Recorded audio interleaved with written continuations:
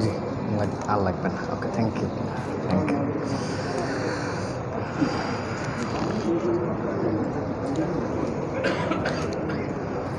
আসসালামু আলাইকুম ওয়া রাহমাতুল্লাহি ওয়া বারাকাতুহু।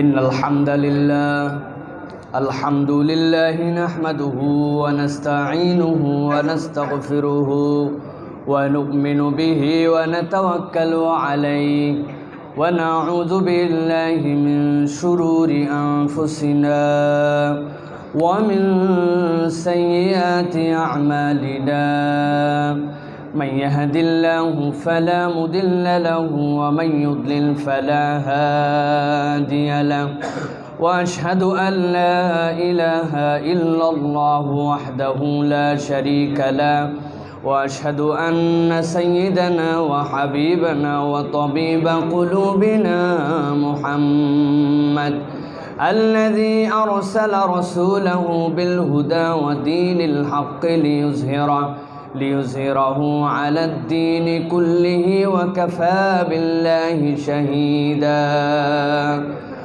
فقد قال الله سبحانه وتعالى في كلامه المجيد وفي فرقان الحميد أعوذ بالله من الشيطان الرجيم بسم الله الرحمن الرحيم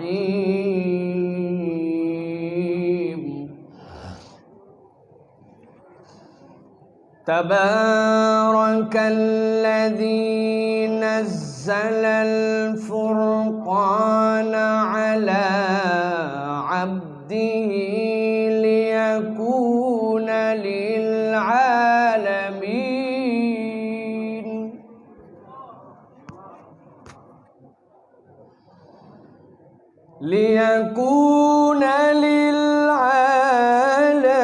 للعالمين نذيرا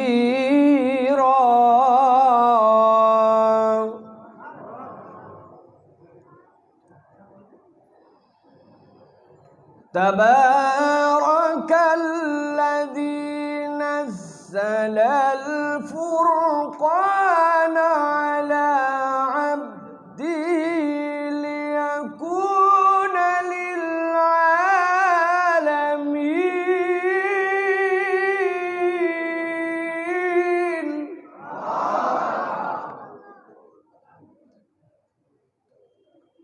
ليكون للعالمين نذيرا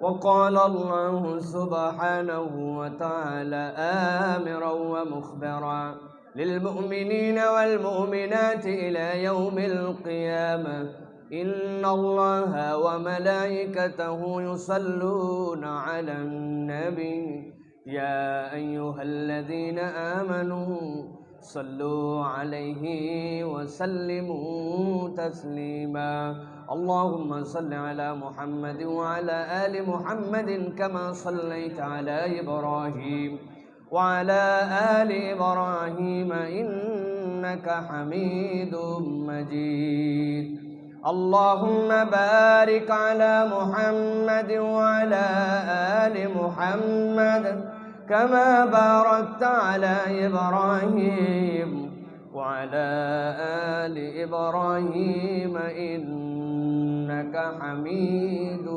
مجيد الحمد لله আল্লাহ রাব্বুল আলামিনের শুকর গুজার হচ্ছি যে আল্লাহ রাব্বুল আলামিন আজকে আমাদেরকে এরকম একটি সুন্দর সন্ধ্যায় আল্লাহ রাব্বুল আলামিন রাজধানীর প্রাণ কেন্দ্রে তাকওয়া মসজিদ এবং এই সোসাইটির উদ্যোগে আজকের এই রাসূলুল্লাহ সাল্লাল্লাহু আলাইহি ওয়াসাল্লামের সিরাতের উপরে যে প্রতিযোগিতার আজকের এই পুরস্কার বিতরণী এবং আলোচনা অনুষ্ঠানে এনে হাজির করেছেন অত্র মসজিদ এবং সোসাইটির সম্মানিত সুযোগ্য সভাপতি, সম্মানিত সেক্রেটারি, এই মসজিদের সম্মানিত সুযোগ্য খতিব, আমাদের বন্ধুবর বড় ভাই এবং বাংলাদেশের অন্যতম একজন, আমরা মনে করি মিডিয়ার জগতে ইসলামিক মিডিয়াকে প্রমোট করার ক্ষেত্রে যার অবদান অনস্বীকার্য, হাফেজ মুফতি মাওলানা সাইফুল ইসলাম হাফিজাহুল্লাহ। অত্র মসজিদের সুযোগ্য সম্মানিত ইমামবৃন্দ, সম্মানিত স্টাফবৃন্দ, আজকে আমাদের মাঝে উপস্থিত হবেন আমাদের প্রাণপ্রিয় শেখ আহমদুল্লাহ। আপনাদেরকে তেলাওয়াত করে শোনাবেন ইনশাআল্লাহ শেখ আহমদ ইউসুফ আল আজহারি। এর ফাঁকে আজকে আপনাদের মাঝে কিছু কথা বলার জন্য আল্লাহ রাব্বুল আলামিন আমাকে তৌফিক দিয়েছেন, এই জন্য আল্লাহর কাছে আমরা কৃতজ্ঞ হচ্ছি, আলহামদুলিল্লাহ। প্রিয় ভাইয়েরা, আল্লাহ রাব্বুল আলামিনের কাছে আমরা যেভাবেই কৃতজ্ঞ হই, এই কৃতজ্ঞতা আমরা এই সিজনে আল্লাহর কাছে যদি পরিপূর্ণভাবে আদায় করতে না পারি, তাহলে কখনোই আমার ধারণা যে আমরা এই সুযোগ পাবো কিনা এই বিষয়টি নিয়ে আমাদের দুইবার ভাবার মতো সময় আছে। কেননা আপনাদের কাছে বলি, আলোকিত জ্ঞানীর পেজ থেকে, সাইফুল ইসলাম ভাইয়ের বিভিন্ন সাইট থেকে, আমাদের সাইট থেকে একটা বিজ্ঞাপন দেওয়া হয়েছে যে আপনারা আসেন, আজকে তাকওয়া মসজিদে এরকম একটা মাহফিল হবে, সেই মাহফিলে আপনারা যোগদান করবেন। এই আমন্ত্রণ কি আপনারা শুনেছিলেন? যেই সময়ে আমন্ত্রণ আজকে মসজিদুত তাকওয়া ধানমন্ডিতে দেওয়া হচ্ছে, ঠিক একই পৃথিবীতে একই গ্রহে বসবাসরত এরকম দেশ আছে, দেশগুলোতে বারবার মানুষকে বলা হচ্ছে সামাজিক দূরত্ব মেনটেন করে 3 জন মানুষও আপনারা পাশাপাশি একত্রিত হবেন না। ভালোর ভালো কথা শুনলে ভালো, না শুনলে পুলিশের হাতে ইলেকট্রিক হান্টার দেওয়া হয়েছে, ইলেকট্রিক হান্টার গায়ের মধ্যে ঠেকায়া ওদেরকে কাঁপাকাঁপি করায়া ঘরের মধ্যে ঢুকায় দিচ্ছে, একত্র হতে দিচ্ছে না। আর রব্বুল আলামিন ওই সময় তার বিশেষ কৃপায় আপনাকে আমাকে আল্লাহর ঘরে নবী সাল্লাল্লাহু আলাইহি সাল্লামের সিরাত মাহফিলে হাজির করেছেন। এর থেকে বড় অনুগ্রহ বর্তমান পৃথিবীতে আর কিছুই থাকতে পারে না, ঠিক না? এটা আল্লাহ রাব্বুল আলামিনের দয়া। প্রিয় ভাইয়েরা, এই দয়ায় আমাদেরকে আল্লাহর প্রতি কৃতার্থ হতে হবে। আল্লাহ রাব্বুল আলামিনের প্রতি কায়মনোবাক্যে আমাদেরকে সবসময় আল্লাহর প্রতি শুকরগুজার হতে হবে। আমি তো বলে থাকি প্রিয় ভাইয়েরা, ভূমিকা দিয়ে সংক্ষিপ্ত, আমার সময় খুবই সংক্ষিপ্ত, বলে দেওয়া হয় নাই। আমাকে যখন বলবেন শেষ, আমি তখন শেষ করে দেবো ইনশাআল্লাহ। প্রিয় ভাইয়েরা, আমি বলে থাকি আপনাদের কাছে, এটা স্মরণ করায় দেওয়ার জন্য বলছি, Europe, America, Netherland, Australia, Sweden, Denmark, এদের টাকা পয়সার মূল্যমান আমাদের থেকে অনেক বেশি।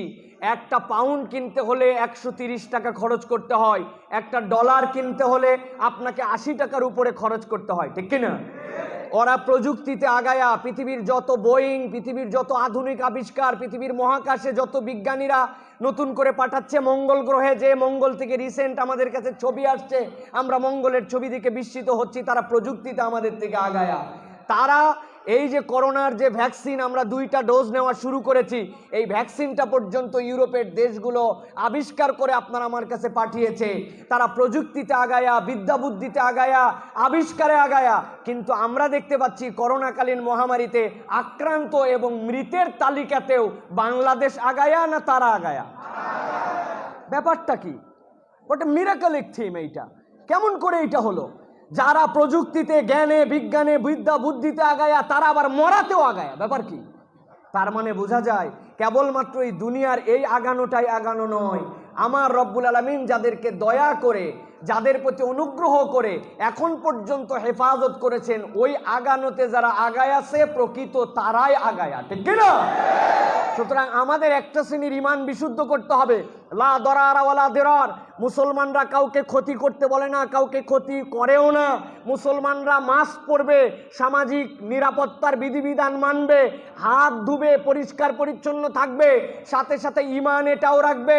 আমাদের থেকে বহু আগে তারা হাত ধোয়া জানতো, আমাদের থেকে বহু আগে তারা মাস্ক পরা জানতো, আমাদের থেকে বহু আগে তারা আইসিইউ, সিসিইউ, টিকা, ট্রিটমেন্ট, ম্যানেজমেন্টে আগায়া।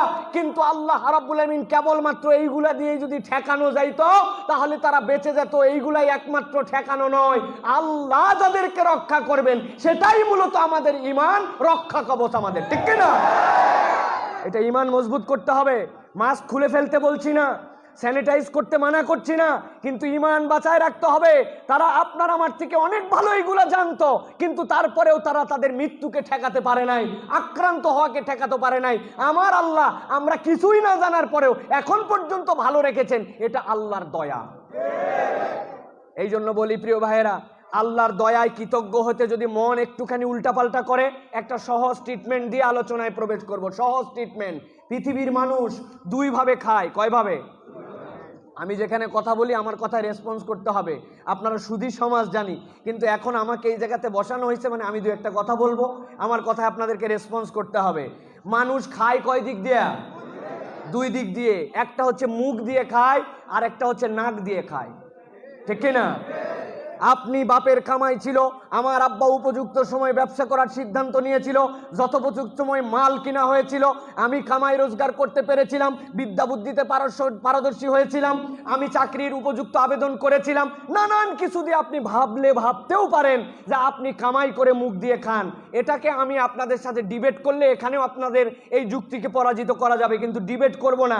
মেনে নিলাম যে আপনি কষ্ট করে ক্লেশ করে কামাই করে আপনি খাচ্ছেন, আপনার মুখের টুকু এটা আপনার হাতের কামাই। কিন্তু আমার জিজ্ঞাসা হচ্ছে, আপনার এই হাতের আগে ওই খাবারের পেটকে সচল রাখার জন্য, ওই খাওয়ার যোগ্যতা অর্জন করার জন্য আরেকটা খাবার খেতে হয়, সেটা নাক দিয়া।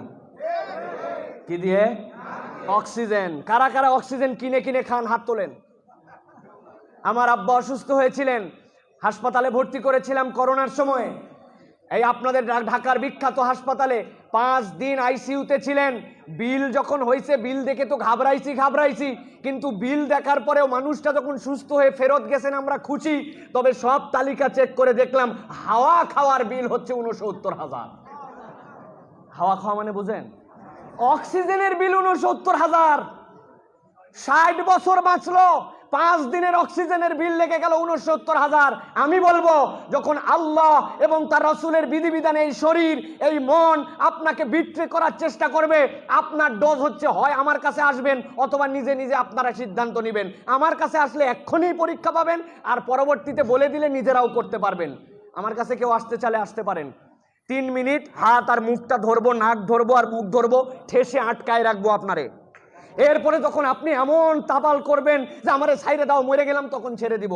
তাহলে বোঝা যাবে যে আপনার নাকের যে খাবার, এই খাবার আপনি খান না, এটা রব্বুল আলামিন আপনাকে দেন। যিনি খাওয়ায় আপনাকে মুখের খাবার আর পেটের খাওয়ার যোগ্যতা দিচ্ছেন, ওই নাকের খাবার যিনি দিচ্ছেন, তার হুকুমের বরখেলাপ এই শরীর করতে চাইলে সাথে সাথে নিজের হাত নিজের মুখ দিয়ে ধরবেন, অথবা কাউরে বলবেন যে ভাই এদিকে আয় তো, আমার একটুখানি মনটা উতাল পাতাল করছে, একটু ঠিক করে দে। আসবে, আসার পরে আস্তে করে নাক ধরতে বলবেন আর মুখ ঠেচে দিতে বলবেন। তবে বলে দিবেন 2 মিনিট পরে ছাইরে দিস, তাছাড়া কিন্তু অবস্থা খারাপ। মনে থাকবে প্রিয় ভাইয়েরা? মনে থাকবে? মন অবাধ্য হতে চাচ্ছে, নামাজে যেতে মন চায় না, মিথ্যা কথা বলতে মন চাচ্ছে, আচরণ নষ্ট হয়ে যাচ্ছে। আমি দেখতে পাচ্ছি আল্লাহ রসুলের অবাধ্য হতে হচ্ছে, সাথে সাথে একজনকে ডাক দিয়ে বলবেন নাক আর মুখ ঠাইসে ধর। যেই আল্লাহ আমার অক্সিজেন দিয়ে খাওয়ায়, ওই আল্লাহর বিপক্ষে আমার মন চলতে চায় কেন? ওরে ট্রিটমেন্ট দিতে হবে, ঠিক কিনা? তবে ভাই মেহেরবানি করে বলে দিবেন, ও যদি আবার মেজাজি হয়, ঠাইসে একবার যদি ধরে তো অবস্থা খারাপ। এই জন্য বলবেন 2 মিনিট পর একবার চেক করে দেখবি যে আমি রাজি হচ্ছি কিনা। যদি জোরে জোরে শরীর নড়াই, ছেড়ে দিবি আমারে। ঠিক আছে তো ইনশাআল্লাহ? রাজি আছেন ইনশাআল্লাহ? প্রিয় ভাইয়েরা, এটা হচ্ছে আপনার আমার জন্য একটা ডোজ যে আল্লাহ রাব্বুল আলামিনের কৃতজ্ঞহীন মন হতে চাবে কেন? আল্লাহ রাব্বুল আলামিন আপনাকে আমাকে হেফাজত করে এই পর্যন্ত রেখেছেন, এই কৃতজ্ঞতার কোনো শেষ নাই। আলহামদুলিল্লাহ বলেন। আর একটু জোরে হিম্মত করে জবান ছেড়ে আল্লাহকে খুশি করার জন্য তাকওয়া মসজিদের ইতিহাসে সবচেয়ে জবান ছেড়ে একটা আপনারা এখন আলহামদুলিল্লাহ বলেন। আর একটু জোরে বলেন আলহামদুলিল্লাহ। আল্লাহ কবুল করুক, বলেন আল্লাহুম্মা আমিন। প্রিয় ভাইয়েরা, আমি সংক্ষিপ্ত সময়ে আপনাদের কাছে নির্ধারিত একটা বিষয়ে কিছু কথা বলতে চাই। রাসূলুল্লাহ সাল্লাল্লাহু আলাইহি সাল্লামকে আমরা সবাই ভালোবাসি, ঠিক না? কিন্তু আমরা একটা জিনিস জানি না, সেটা হচ্ছে আমরা জানি যে বুনিয়াল ইসলাম আলা খামসিন, ইসলামের বেনা, ইসলামের ভিত্তি হচ্ছে 5টা। জানেন তো আপনারা? এটা ডিটেলস আলোচনা করার সুযোগ নাই। ইসলামের বেনা যেরকম 5টা, এই বেনা না থাকলে যেরকম ইসলামের আপনার মূল্য থাকে না, আপনি ইসলামকে মানতেছেন এটা আপনি আর বলতে পারেন না।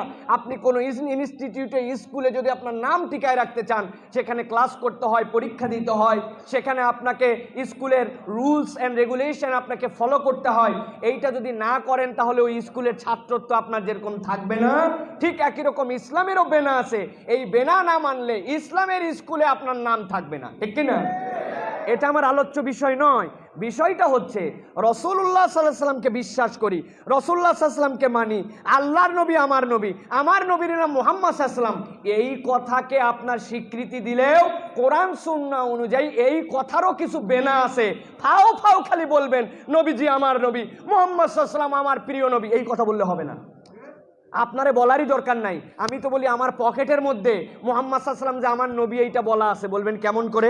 আপনাদেরকে দেখায়, আমার পকেটে আছে, আপনাদের পকেটেও আছে। এই পকেটে ছাড়া পড়ছে কিনা জানি না, তবে আমি পকেটের মধ্যে সবসময় আমাদের যে ইয়েটা কি বলে এই ন্যাশনাল আইডি কার্ড, এই কার্ডটা সবসময় রাখি। ন্যাশনাল আইডি কার্ডে আমার নাম আছে, আমার আব্বার নাম আছে, আমার ধর্মের নাম আছে, আমার ধর্মের নাম ইসলাম লেখা আছে। এখন জিজ্ঞাসা করি, ইসলাম যদি আমার ধর্মের নাম লেখা থাকে, তো ইসলাম ধর্মের নবীর নাম কি? কথা বলেন, কথা বলেন। তাহলে তো আপনার বলতেই হয় না যে মুহাম্মদ সাল্লাল্লাহু আলাইহি সাল্লাম আপনার নবী, এইটুকুতেই তো হয়ে গেছিল। এত সোজা নয়, বরং মুহাম্মদ সাল্লাল্লাহু আলাইহি সাল্লামকে বিশ্বাস করলে তার বেনা আছে, তার ভিত্তি আছে। আজকে এই বেনার বিষয়ে আপনাদের কাছে 10-15 মিনিট কথা বলতে চাই। ভালো করে খেয়াল করেন, কেউ যদি মুহাম্মদ সাল্লাল্লাহু আলাইহি সাল্লামকে বিশ্বাস করে, বলে যে মুহাম্মদ সাল্লাল্লাহু আলাইহি সাল্লামকে আমি বিশ্বাস করি, তাহলে তাকে 3টা বিষয়ে স্বীকৃতি দিতে হবে।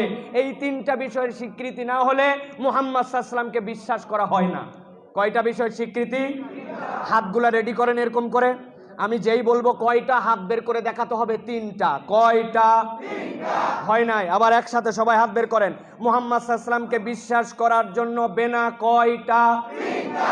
হাত নামান, সবাই বের করেন নাই। অনেকেই চিন্তা করতেছে আমি হাত বের করবো, আমি সবই জানি, এরকম ভাবেন না। মুহাম্মদ সাল্লাল্লাহু আলাইহি সাল্লামকে বিশ্বাস করার বেনা কয়টা? 3টা। আলহামদুলিল্লাহ, এটা মুখস্থ জানি থাকে, আলোচনাটা জানি আমাদের সাথে থাকে, এই জন্য আপনাদেরকে কষ্ট দিচ্ছি, রাগ করতেছেন না তো? আমি তো এই মসজিদের রেগুলার লোক নয়, আজকে আসছি, আলহামদুলিল্লাহ কথা বলছি, আপনারা সম্মান করে নিয়ে আসছেন, এরপরে না ডাকলে আর আসবো না। আজকে অন্তত পক্ষে যা ডোজ দেওয়ার দিয়ে যায়, ঠিক কিনা প্রিয় ভাইয়েরা? তো মুহাম্মদ সাল্লাল্লাহু আলাইহি সাল্লামকে বিশ্বাস করার ভিত্তি হচ্ছে 3টা, মুখস্থ করেন। 1 নম্বর তার নবুয়তে বিশ্বাস। কিসে বিশ্বাস? 2 নম্বরে তার মর্যাদা এবং ভালোবাসায় বিশ্বাস। কিসে বিশ্বাস? মর্যাদা এবং ভালোবাসায় বিশ্বাস। 3 নম্বরে তার আনুগত্য এবং অনুসরণে বিশ্বাস। রাসূলুল্লাহ সাল্লাল্লাহু আলাইহি সাল্লামকে বিশ্বাস করি, এই কথার প্রমাণ দিতে হলে এই 3টা বিষয় আপনাকে স্বচ্ছ ধারণা রাখতে হবে। 1 নম্বরে তার নবুয়তে আপনাকে বিশ্বাস করতে হবে, 2 নম্বরে তার মর্যাদা এবং ভালোবাসায় বিশ্বাস করতে হবে, 3 নম্বরে তার আনুগত্য এবং অনুসরণে বিশ্বাস করতে হবে। এই 3টা বিশ্বাস হলে আপনি মুহাম্মদ সাল্লাল্লাহু আলাইহি সাল্লামকে বিশ্বাস করেন, এইটা আপনার মানা হবে। কথা পরিষ্কার আপনাদের কাছে? আজকে আমরা আলোচনা করব এই 3টার একটা পয়েন্ট। সেই পয়েন্টটা হচ্ছে রাসূলুল্লাহ সাল্লাল্লাহু আলাইহি সাল্লামের নবুয়তে বিশ্বাসের মানে কি। রাসূল সাল্লাল্লাহু আলাইহি সাল্লামের নবুয়তে বিশ্বাসের মানে কি? খেয়াল করেন খুব ভালো করে। প্রথমে আল্লাহর রাসূলের রিসালাতে বিশ্বাসের জন্য 3টা বিষয় স্বীকৃতি দিতে হবে। ওই 3-এর একটা হচ্ছে তার নবুয়তে বিশ্বাস। কিসে বিশ্বাস? নবুয়তে বিশ্বাস করি, এই কথার স্বীকৃতি যদি আমরা দিতে চাই,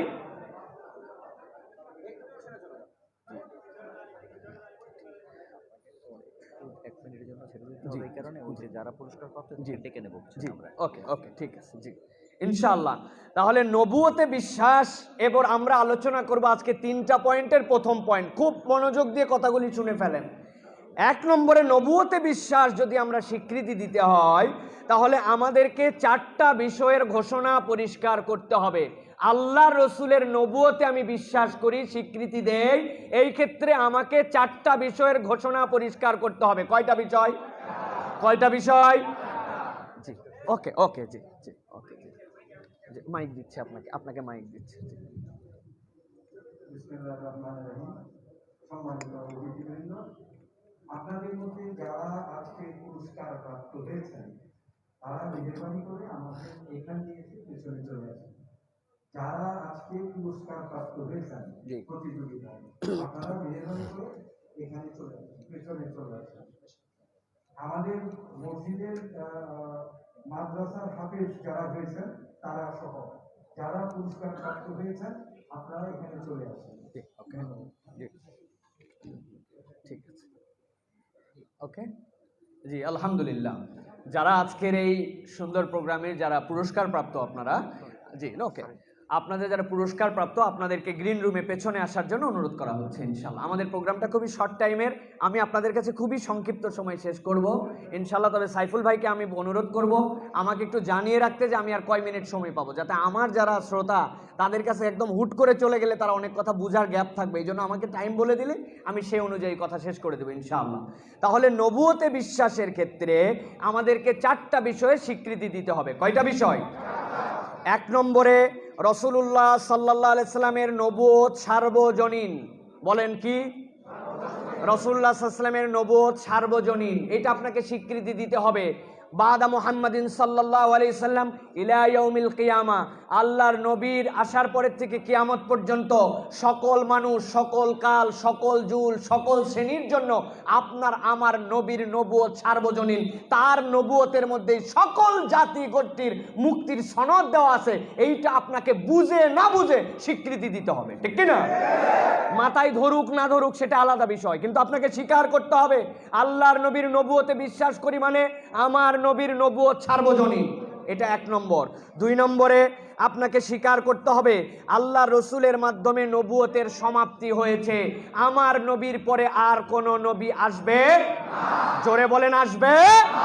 কেউ যদি আমাদের কাছে বুঝায় আহমদিয়া সুন্নিয়া জামাত নামে একটা দল আছে, ওই দলেরা বলতেছে নবী আমরাও আল্লাহর নবীকে স্বীকার করি, তবে উনার প্রতিও কিছু নবুয়ত আসছে, তাহলে এই ব্যক্তি কি মুসলমান না কাফের? আমরা দ্ব্যর্থহীন কণ্ঠে জানাতে চাই বাংলাদেশে খ্রিস্টান থাকবে, নাসারা থাকবে, ইহুদি থাকবে, সকল জাতি গোষ্ঠী উপজাতি সবাই সহ অবস্থানে বাংলাদেশে সুন্দরভাবে থাকবে, কিন্তু প্রত্যেকের পরিচয় পরিষ্কার করে থাকতে হবে। আমার নবীকে কেউ যদি স্বীকার না করে, আমার নবীর রিসালাতের শেষের স্বীকৃতি যদি কেউ না দেয়, খাতামুন নবীনের স্বীকৃতি যদি না দেয়, বাংলাদেশে থাকবে, বাংলাদেশে খাবে, বাংলাদেশের রাষ্ট্রীয় সকল সুযোগ সুবিধা গ্রহণ করবে, কোনো আপত্তি নাই, কিন্তু যদি স্বীকার না করো কাফের পরিচয় নিয়ে থাকতে হবে, মুসলমান পরিচয় নিয়ে বাংলাদেশে থাকতে পারবে না। এটাই শেষ কথা, এটাই শেষ কথা, এটা ঈমানের কথা। এটা প্রধানমন্ত্রী যদি মুসলমান দাবি করেন, রাষ্ট্রপতি যদি মুসলমান দাবি করেন, আপনি যদি মুসলমান দাবি করেন, এটাই আমাদের দাবি। তারা থাকবে দেশে, কেউ তাদেরকে ডিস্টার্ব করবে না, কিন্তু আমার নবীর পরে নবী আছে, শেষ নবীকে স্বীকার যদি না করে, তাহলে তাদেরকে কাফের মুশরিকের পরিচয় নিয়ে থাকতে হবে। এটা 2 নম্বর স্বীকৃতির ঘোষণা। ভালো করে মগজ একদম পরিষ্কার করে নেবেন, এখানে কোনো আবেগের জায়গা নাই, কোনো আবেগের জায়গা নেই এই জায়গাতে। এটা হচ্ছে বিশ্বাসের জায়গা। আল্লাহর নবীকে আমি নবী মানি, থাকুক না ওরা আছে, ওদের সাথে ঝামেলা করার দরকার কি? আমরাও মুসলমান, ওরাও মুসলমান, এই কথা বলছেন তো আপনার ঈমান চলে যাবে, ঠিক না? এটা ঠাট্টা মশকরার বিষয় নয় প্রিয় ভাইয়েরা। 3 নম্বরে আপনাকে কি স্বীকৃতি দিতে হবে? রাসূলুল্লাহ সাল্লাল্লাহু আলাইহি সাল্লাম নবুয়তের দায়িত্ব পরিপূর্ণভাবে আদায় করেছেন। বুঝছেন? আজারাই ঠিক বলেন না, বিপদের বাজার আছে এর মধ্যে। রাসূলুল্লাহ সাল্লাল্লাহু আলাইহি সাল্লাম নবুয়তের দায়িত্ব পরিপূর্ণভাবে আদায় করেছেন। বুঝেছেন? বুঝেন নাই? আমরা শরীয়ত মেনেই বিবাহ করেছি, আমরা করেছি, হ্যাঁ, যা বুঝার বুঝে নেন। উনাদের ধারণা শরীয়তটা হচ্ছে অমুক ছেলে এত টাকা দেন মোহরে, তার বাপ অমুক, তার নানা অমুক, দাদা অমুক, অমুক মেয়েকে বিবাহ করার জন্য প্রস্তাব দিতেছে, আপনি কি কবুল বলেন? উনি খানিকক্ষণ তারপরে বলছে কবুল, আর তারপরে আবার রিপ্লাই আসছে যে আপনি কি তাকে আপনার স্ত্রী হিসাবে গ্রহণ করেন? উনিও তো ডাইরেক্ট বলে দিছে কবুল। মনে করছে এইটুকুই কেবলমাত্র শরীয়ত, এটার নামই শরীয়ত। স্পষ্ট কণ্ঠে বলে দিতে চাই, এটার নামই কেবল শরীয়ত নয়। বিয়ের আগের অনুষ্ঠান, অলিমার অনুষ্ঠান, বিয়ের মেহেদির অনুষ্ঠান, হলুদের অনুষ্ঠান, গান বাজনার অনুষ্ঠান, সিনেমাগ্রাফি নাম দিছে, দিয়ে তার অনুষ্ঠান, হারাম যেগুলো কারবার আছে, যেইগুলা ডিস্কো ড্যান্স পার্টি, যেইগুলা ওয়েডিং সিনেমনির নাম দেওয়া হচ্ছে, এইগুলা একটাও যদি আমার নবী না বলে যান, ইসলামে না থাকে, এইগুলা একটা পালন করাও আপনার জন্য শরীয়ত পালন করা নয়, ঠিক কিনা? কি স্বীকৃতি দিচ্ছেন আপনি? আপনি তার মানে বুঝাচ্ছেন ইজাব কবুলের ওইটুকু নবীজি বুঝছিলেন, ওইটুকু দিয়ে গেছেন। নবীজি বুঝলোই না যে একটা মেহেদি করা লাগে, নবীজি বুঝলোই না একটা হলুদ করা লাগে, নবীজি এন্ট্রি দেওয়া লাগে, এরকম করে বুঝলোই না। আগে ড্রেস বাগায় গান করা লাগে, আনন্দ ফুর্তি করা লাগে, ইসলাম 1450 বছর আগে ছিল, তো তখন নবীজি এত বুঝেন নাই। ঈমান থাকবে। আপনি যে বলতেছেন লা ইলাহা ইল্লাল্লাহ মুহাম্মাদুর রাসূলুল্লাহ, আপনার কোথায় রাসূল বানা হয়েছে? আপনি তো বুঝেনই নাই যে রসুল মানাই হয় নাই। আমার নবীর নবুয়তের স্বীকৃতি দিলে আপনাকে বলতে হবে আমার নবীর নবুয়তের সকল বিধি বিধান পরিপূর্ণভাবে আদায় করে গেছেন, তার মধ্যে কোনো অপূর্ণতা নাই। আপনি নতুন কিছু ঢুকালে আপনি বুঝছেন অপূর্ণতা ছিল, নবী মানা হইছে? রাগ করতেছেন? রাগ করলে আমার কিচ্ছু করার নাই। নবীজি আল্লাহ রসুলের রাগ করা লাগবে, আমারে রাগ করে কি করবেন আপনি? 3 নম্বর স্বীকৃতি এটা। 4 নম্বর, নবুয়তের সকল শিক্ষা সন্দেহাতীতভাবে নির্ভুল। কি স্বীকৃতি দিতে হবে? আল্লাহর নবীর নবুয়তের সকল শিক্ষা সন্দেহাতীতভাবে নির্ভুল। আমার মাথায় ধরে কি ধরে না, আমার বুদ্ধিতে কাজ করে কি করে না, আমার সমাজে বাস্তবায়িত আছে কি নাই, আমি সেই পরিবেশ পরিস্থিতিতে যেতে পারছি কি পারছি না, এটা আপনার পার্সোনাল, আপনার দেশের, আপনার সমকালীন বাস্তবতা। কিন্তু আপনাকে স্বীকৃতি দিতে হবে মুহাম্মদ সাল্লাল্লাহু আলাইহি ওয়াসাল্লামকে মানি, তার মানে আমার নবীর নবুয়তের সকল শিক্ষা নির্ভুল, কিয়ামত পর্যন্ত ওই শিক্ষার মাধ্যমেই প্রকৃত সমাজ, রাষ্ট্র, দেশ, ব্যক্তির মুক্তি সম্ভব। এই স্বীকৃতির নাম নবী মানা। আমি পারছি না, আমার দেশে নাই, এটা আমার পার্সোনাল ব্যর্থতা, আমার বুঝে ধরে না, এটা আমার জ্ঞানের স্বল্পতা, আমার দেশে নাই, এটা আইনি অযোগ্যতা, কিন্তু আমার নবী যেটা দিয়ে গেছেন ওইটাই ঠিক, ওইটা দিয়ে সমাজ রাষ্ট্রের সর্বোচ্চ মুক্তি সম্ভব। এর নাম হচ্ছে রসুলের রিসালাতে বিশ্বাস, ঠিক না? এখন নিজেরা মিলায় দেখেন, এখন নিজেরা মিলান, রসুল কি লা ইলাহা ইল্লাল্লাহ মুহাম্মদুর রাসূলুল্লাহ বলা, নাকি আমাদের এইগুলার ক্ষেত্রে স্বীকৃতিতে গ্যাপ আছে? যে এই 4টা পয়েন্ট বললাম, এই 4টা পয়েন্ট আমার বলা নয়, আমার আল্লাহ রাব্বুল আমিন কোরআনুল কারীমের মধ্যে এই 4টা পয়েন্টকে এবার ব্যাখ্যা করেছেন। আল্লাহ রাব্বুল আমিন বলছেন তাবৎ পৃথিবীর মানুষের জন্য, কোরআনুল কারীমের 34 নম্বর সূরা সাবার 28 নম্বর আয়াতের মধ্যে আল্লাহ রাব্বুল আলামিন বলছেন, দুনিয়ার মানুষ শোনো শোনো, আমি তোমাদের কাছে আমার নবীর এই 4টা স্বীকৃতির বিষয়ে কোরআনের মধ্যে 4টা আয়াতে কারিমা দিলাম। এই 4টা আয়াতে কারিমা নিয়ে তোমরা বুঝে নাও নবী কেমনে মানতে হয়, নবীরে কেন মানতে হবে, এই 4টা বিষয়ের স্বীকৃতি তোমরা কেমন দিবে। আল্লাহ বলছেন ওয়ামা আরসালনাকা ইল্লা কাফাতাল লিন্নাসি বাশীরাও ওয়া নাযীরা। আল্লাহ বলছেন রসুল আপনি দুনিয়ার মানুষকে জানিয়ে দেন, দুনিয়ার বুকে আপনাকে প্রেরণ করা হয় নাই, ওয়ামা আরসালনাকা, আপনাকে প্রেরণ করা হয় নাই। একসাথে উত্তর দেন তো, আল্লাহর নবীকে দুনিয়াতে প্রেরণ করা হয়েছে কি হয় নাই? আল্লাহ বললেন ওয়ামা আরসালনাকা, আপনাকে প্রেরণ করা হয় নাই। তারপরে আল্লাহ বলছেন ইল্লা দ্বারা ইস্তেসনা করে, তবে হ্যাঁ রসুল আপনাকে প্রেরণ করা হয়েছে। কিভাবে প্রেরণ করা হয়েছে? কাফাতাল লিন্নাসি বাশীরাও ওয়া নাযীরা, পৃথিবীর যত মানুষ আসবে, যাদেরকে মানুষ বলা হবে, সব মানুষের জন্য আল্লাহ রাব্বুল আলামিন আপনাকে রসুল করার যোগ্য করে, সার্বজনীন করে আপনাকে প্রেরণ করেছেন। সুবহানাল্লাহ। এরপরে রসুলের 2টা ঘোষণা দিচ্ছেন আল্লাহ। আল্লাহ বলছেন আপনি দুনিয়ার মানুষের কাছে যে জানান আপনার পরিচয় বাশীরাও ওয়া নাযীরা।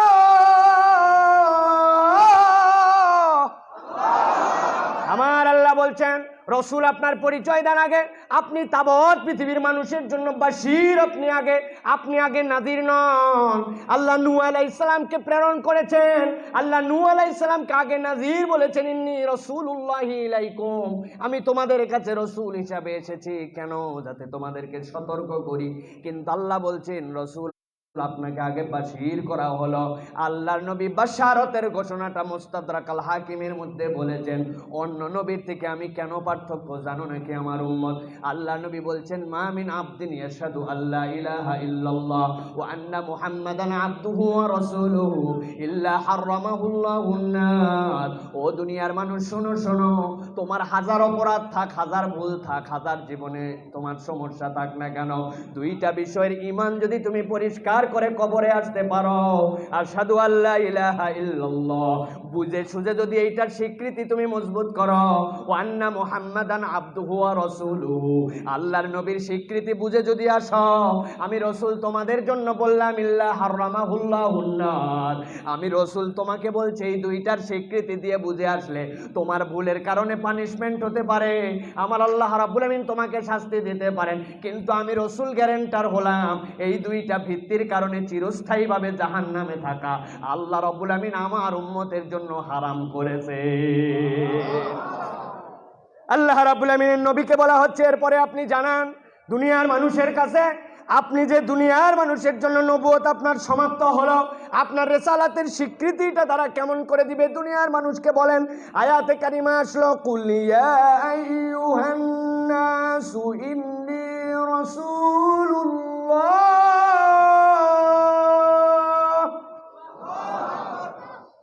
কুল ইয়া আইয়ুহান নাসু ইন্নী রাসূলুল্লাহ ইলাইকুম জামিআ,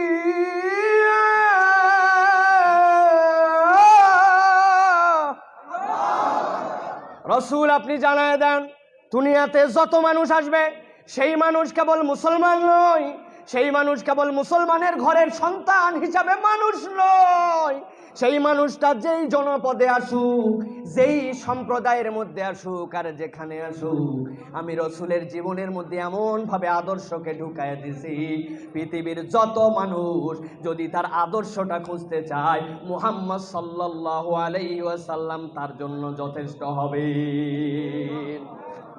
এটা অনেক ব্যাখ্যা সাপেক্ষ কথা, আমার সময় বাঁধা, অতএব আমি শেষ করে দিব, আর অল্প একটু সময় আমার আছে, আর দুটো আয়াত এ বিষয়ে রয়েছে, সে বিষয়টা একটুখানি বলতে চাই। প্রিয় ভাইয়েরা, একটা আয়াতে কারিমা এরপরে যেটা পরে তেলাওয়াত শুরু করেছিলাম এটার উপরে কিছু কথা। আল্লাহ রাব্বুল আমিন সূরা ফুরকান 25 নম্বর সূরা, এই সূরার মধ্যে আল্লাহ রাব্বুল আলামিন জানাচ্ছেন হে রাসূল দুনিয়ার মানুষের কাছে আপনি যে জানান, কত বাজে ভাই, কত বাজে 30 আর 5 মিনিট আছে 35, জি। আল্লাহ রাব্বুল আমিন বলছেন খেয়াল করেন 5 মিনিটে আয়াতে কারিমাটা আমরা একটু অন্তরের মধ্যে ধারণ করার চেষ্টা করি। আল্লাহ বলছেন রাসূল দুনিয়ার মানুষের কাছে যে আপনি একটা বড় ঘোষণা দিয়ে দেন, দুনিয়ার মানুষের কাছে যে আপনি এই বার্তাটা জানায় দেন। আয়াতে কারিমা নাজিল হলো তাবারাকাল্লাযী নাযালাল ফুরকানা আলা আবদিহি লিয়াকুনা লিল আলামিনা নাযীরা। আল্লাহু আকবার। আল্লাহ বলছেন তাবারাকাল্লাযী নাযালাল ফুরকান, ও দুনিয়ার মানুষ তোমরা জেনে রাখো আল্লাহ রাব্বুল আমিন কুরআনুল কারীমের মধ্যে যেই শব্দগুলা পছন্দ করেন নিজের জন্য, নিজের প্রশংসা করার জন্য কোন শব্দ যেখানে ব্যবহার করেন ওই আয়াতে কারিমাটা কোরআনের সবচেয়ে বিস্ময়কর আয়াত। কারণ কি আল্লাহ যেখানেই তাবারাকাল্লাযী ব্যবহার করেছেন, সুবহানাল্লাযী ব্যবহার করেছেন, আল্লাহ যেখানেই নিজের প্রশংসা করেছেন, এর পরের কথাটা হচ্ছে বড় বিস্ময়কর কথা। এইটা লোড নেওয়া, এটা ধারণ করা সাধারণ মানুষের পক্ষে হয়তো সম্ভব নাও হতে পারে। আল্লাহ কোরআনে বলছেন সুবহানাল্লাযী আসরা বিআবদিহি লাইলাম মিনাল মাসজিদিল হারাম। আল্লাহ বলছেন আমার বান্দাকে আমি রাত্রিকালীন একটা ভ্রমণ করাইছি। কোথার থেকে? বাইতুল মুকাদ্দাসে নিয়ে গেছি, কাবার চত্বর থেকে এক ধাপ দিয়া, সুবহানাল্লাহ, ওইখান থেকে নিয়ে গেছি প্রথম আসমান এক ধাপ, দ্বিতীয় আসমান এক ধাপ, এরকম করে 7 আসমান পার করেছি। আধুনিক বিজ্ঞান এত আবিষ্কার, এত মঙ্গল গ্রহ যাই বলুক না কেন, সবগুলা প্রথম আসমানের নিচে এখনো উপরে যেতে পারে নাই। আল্লাহ বলছেন এটা এত বিস্ময়কর ঘটনা, তোমার মাথায় কাজ করবে না, তোমার বোধে ধরবে না, কিন্তু ঈমান আনতে হবে। এই জন্য আমি আল্লাহ বললাম সুবহানাল্লাযী আসরা বিআবদিহি।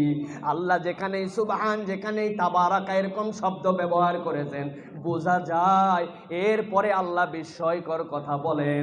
এই আয়াতে কারিমার মধ্যে আল্লাহ বললেন তাবারাকাল্লাযী নাযালাল ফুরকানা আলা আবদিহি। তার মানে বোঝা যায় এই আয়াতে কারিমার মধ্যেও বিস্ময়কর কিছু কথা আল্লাহ বলেছেন। সুবহানাল্লাহ। কি বলছেন আল্লাহ খেয়াল করেন তো এবার। তাবারাকাল্লাযী নাযালাল ফুরকানা আলা আবদিহি। ও দুনিয়ার মানুষ, আমি আল্লাহ নিজেই নিজের প্রশংসা করে বলছি, আমি রব্বুল আলামিন এই ফুরকান সত্য মিথ্যার পার্থক্যকারী এই গ্রন্থকে আমি রব্বুল আলামিন তোমাদের নবীর প্রতি অবতীর্ণ করেছি। আবদিহি, এইটা তোমরা স্বাভাবিক কোনো ঘটনার মধ্যে নিও না, স্বাভাবিকভাবে মনে করো না। এইটা আল্লাহর রসুলের প্রতি অবতীর্ণ হওয়াটা আল্লাহর পক্ষ থেকে দুনিয়াবাসীর জন্য সবচেয়ে অস্বাভাবিক একটা সত্য। সুবহানাল্লাহ। কেমন করে এটা সত্য অস্বাভাবিক আল্লাহ কোরআনে অন্য জায়গায় ব্যাখ্যা করেছেন।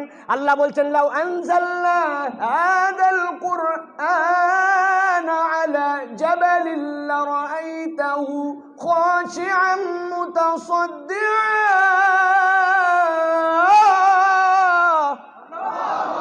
আমার আল্লাহ বলছেন, ও দুনিয়ার মানুষ, ওই যে হিমালয়ের পাহাড় দেখতে পাও, কত উঁচু উঁচু পাহাড় দেখতে পাও, ওই পাহাড়ের প্রতি যদি কোরআন অবতীর্ণ করতাম, কোরআনের লোড নিতে পারতো না, থরথর করে কাঁপতো।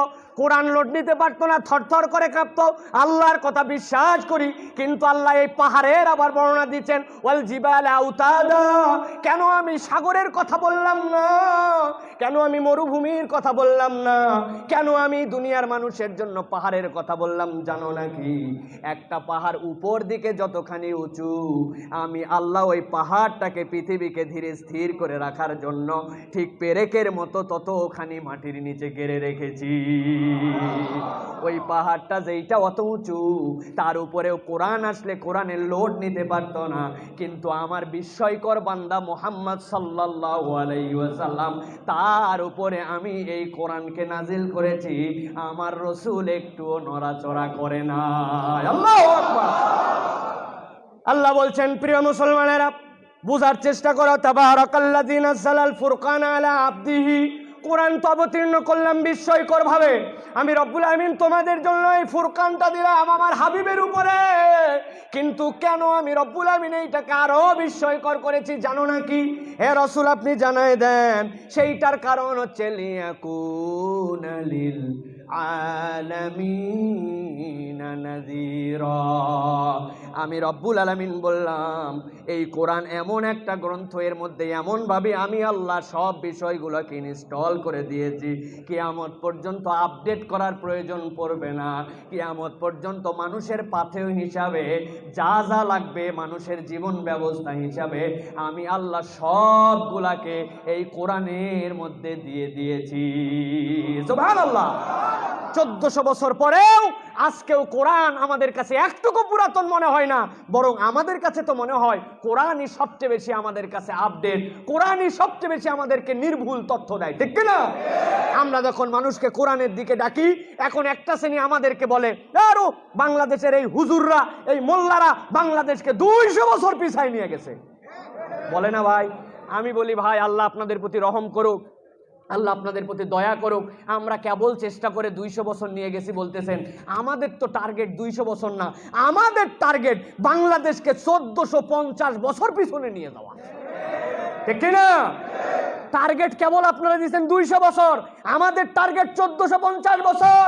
স্পষ্ট করে বলতে চাই, রাসূলুল্লাহ সাল্লাল্লাহু আলাইহি সাল্লামের সময়ে নারীদের অমর্যাদা ছিল, সমাজে বখাটেপনা ছিল, যুদ্ধ ছিল, হিংসা ছিল, সমাজকে অশ্লীলতায় ভরে ফেলেছিল, শিশুদেরকে হত্যা করত, যুদ্ধ করাকে অপরাধ মনে করতো না, জুয়া খেলাকে কোনো কিছুই মনে করতো না, নারীদেরকে হত্যা করে দেওয়া, বেইজ্জত করা, পণ্য হিসেবে ব্যবহার করা, মদ, জুয়া, মারামারি, রাহাজানি, আল্লাহর সাথে শিরিক করা, হিংস্র একটা সমাজ প্রতিষ্ঠা করা, ব্যবসায়ীদেরকে ধোঁকা দেওয়া, কিছুই তারা মনে করতো না। আমার নবী সাল্লাল্লাহু আলাইহি সাল্লাম ওই সমাজে আসার পরে আইয়ামে জাহিলিয়াতের সমাজকে আইয়ামুন নূর বানালেন, ওই সমাজকে পরিবর্তন করে আলোকিত করলেন। যেই সমাজে চুরি ছিল নিয়মিত পেশা, ওই সমাজে দরজা খুলে রাখলেও 1000 কিলোমিটারে কেউ চুরি করতো না। যেই সমাজে নারীর ইজ্জত ছিল না, ওই সমাজে নারী যদি পর্দা ছাড়াও ঘুরতো, একটা পুরুষ তার দিকে চোখ তুলে তাকাতো না। যেই সমাজকে আল্লাহ রাসূল পরিবর্তন করেছিলেন, আমাদেরও টার্গেট কোরআন সুন্নাহ দিয়ে 1400 বছর পূর্বের সেই রকম সমাজের রূপটাকে বাংলাদেশে কায়েম করা, ঠিক না? সুতরাং যেই বলবে আপনাদেরকে হুজুররা আলেম ওলামারা বাংলাদেশে পিছাই নিয়ে যাচ্ছে, আপনারা বলবেন আপনাদেরকে দোয়া করি, মাত্র 200 হয়েছে, আর মাত্র 1250 দরকার, ঠিক না? রাজি আছেন তো ইনশাআল্লাহ? আর অনেক কথা ছিল, আমাদের শ্রদ্ধেয় শায়েখরা সবাই চলে আসছেন। আমি আমার কথা আর একটুকু বৃদ্ধি করব না। কথার মধ্যে যদি ভুল হয়ে থাকে, আপনাদের সন্তান হিসাবে, ছোট মানুষ হিসাবে আপনারা ক্ষমার সুন্দর দৃষ্টিতে দেখবেন। যদি কল্যাণকর কিছু বলা থাকে, এইটা আপনি আমরা সকলে পালন করার চেষ্টা করি। ওমা তাওফিকে ইল্লা বিল্লাহ, সুবহানাকাল্লাহুম্মা বিহামদিকা, আশহাদু আল্লা ইলাহা ইল্লা আনতা, আস্তাগফিরুকা ওয়া আতুবু ইলাইক। আসসালামু আলাইকুম ওয়া রাহমাতুল্লাহি ওয়া বারাকাতুহু।